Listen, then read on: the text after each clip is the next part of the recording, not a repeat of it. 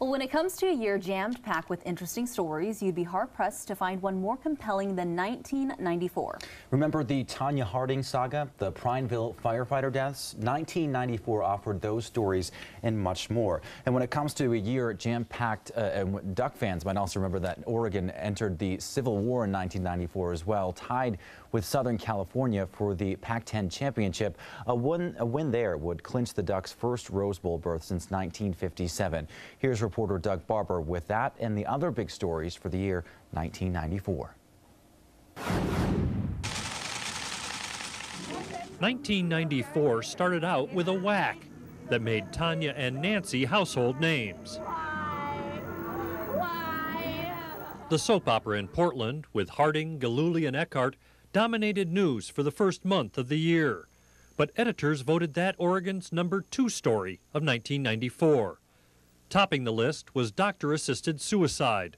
In November, voters made Oregon the first place in the world to legalize the practice of prescribing drugs to end a person's life. I mean, these are people who are dying and they're suffering and they're asking for help. But before the law could take effect, opponents went to federal court, winning an injunction blocking the measure. The attack on Nancy Kerrigan allowed Tanya Harding to win the National Figure Skating Championship. But Tanya was soon implicated in the scheme. Her husband, Jeff Gillooly, her bodyguard, Sean Eckhart, hitman Shane Stant, and getaway driver Derek Smith all pleaded guilty and went to prison. After fulfilling her dream of skating in the Olympics, Tanya pleaded guilty to covering up for her cohorts, but was spared a prison sentence. Oregon's #3 story was the death of 9 members of a Prineville firefighting crew at a wildfire in Colorado.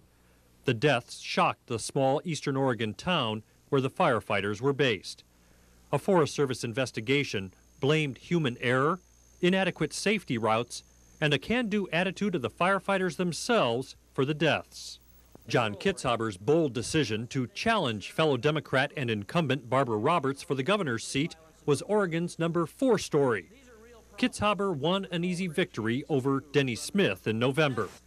Throughout the campaign, Kitzhaber emphasized the need for Oregonians to work together. And from tonight and for 4 more years, I ask you to remember that we are all Oregonians, people who dream the same dreams, people who share the same future, people who have the capacity to work together to achieve the things that are good for all of us.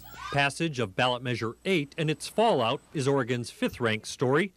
The measure cut public employee salaries, forcing them to pay 6% toward their own retirement plans. What do we want? Fairness! When do we want it? Now! What do we want? Many local governments and school boards responded by giving employees a 6% pay raise.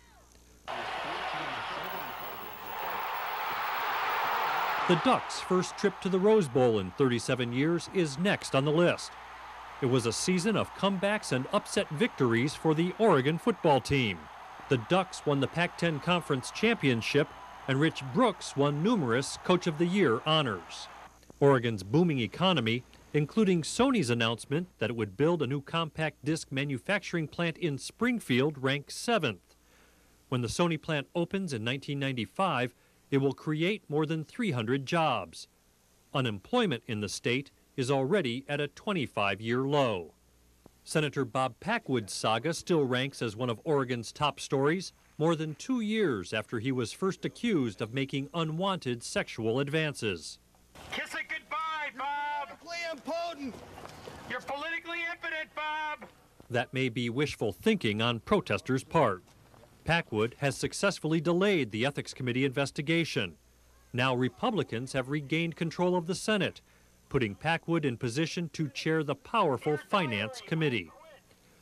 The continuing decline of Northwest salmon ranks 9th. Dwindling runs of Chinook, coho, and sockeye in the Columbia River system led to restrictions on ocean fishing and the decision to spill more water over the hydroelectric dams. Irrigators and electric ratepayers will all help pay the price. Rounding out the list is Oregon's nationally touted health rationing plan. This year, nearly 90,000 low-income Oregonians signed up for the basic package of health benefits. The next step, to provide health insurance for the working poor, is still in doubt. Republicans, who control the state legislature, don't like that part of the plan. So 1994 was a year of pain, agony, hope, joy, and despair in Oregon. Another year in the news. Doug Barber, Eyewitness News.